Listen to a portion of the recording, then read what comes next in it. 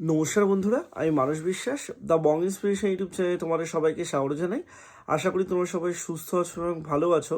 তা যারা যারা গত 1 তারিখে WBSSC দ্বারা সংগঠিত গ্রুপ সি 2025-এর এক্সামিনেশনটা দিলে, তোমরা অনেকেই কাট অফের কথা জিজ্ঞাসা করছো। তা সত্যি কথা বলতে, তোমরা যতই এক্সাম হল থেকে বেরিয়ে 60 প্লাস বলো না কেন, তোমাদের মোটামুটি কিন্তু 6টা থেকে 7টা এমন প্রশ্ন ছিল যেগুলো কিন্তু সবার কনফিউশন সৃষ্টি করবে সবার মধ্যে। তা সেক্ষেত্রে আমি তোমার একটা কাট অফ বলি, সেটাই তোমার কিন্তু আমি একদম 60-এর মধ্যে কাট অফ বলছি। আমি মেরিট এবং তোমার কিন্তু এক্সপিরিয়েন্সের নাম্বার বাদ দিয়ে বলছি শুধুমাত্র 60-এ রিটেন এক্সামিনেশনের।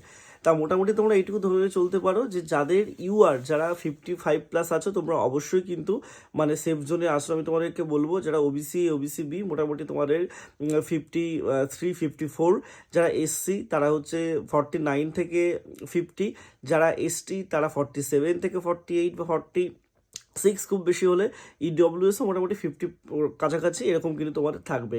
এর বাইরে তোমাদের কিন্তু রিটেন এক্সামিনেশনের কাট অফ যাওয়ার কথা না, কারণ অনেকেই কিন্তু তোমাদের প্রশ্ন ছিল, যেমন তোমাদের মোটামুটি আমি বলতে পারি মানরেগার ওই প্রাইমারি যে তোমাদের অডিট কে করেছিল, তারপর শিক্ষার অধিকার নিয়ে ওই প্রশ্নটা, 9-এর বর্গমূলের ওই প্রশ্নটা, তারপর আনুষঙ্গিক আরও প্রশ্ন যেমন তোমাদের মেয়েদের বিবাহের বয়স কত, এইগুলো। তা তোমরা অবশ্যই কিন্তু যদি সহমত হও একটা লাইক করে দেবে এবং তোমাদের মতামতটা জানিও। আমি এরপরে 75-এ তোমাদের কার কত কাট অফ যেতে পারে সেটা নিয়েও ভিডিও করে দেবো। সবাই সুস্থ থেকো, ভালো থেকে চ্যানেলটা সাবস্ক্রাইব করে রাখো। ধন্যবাদ।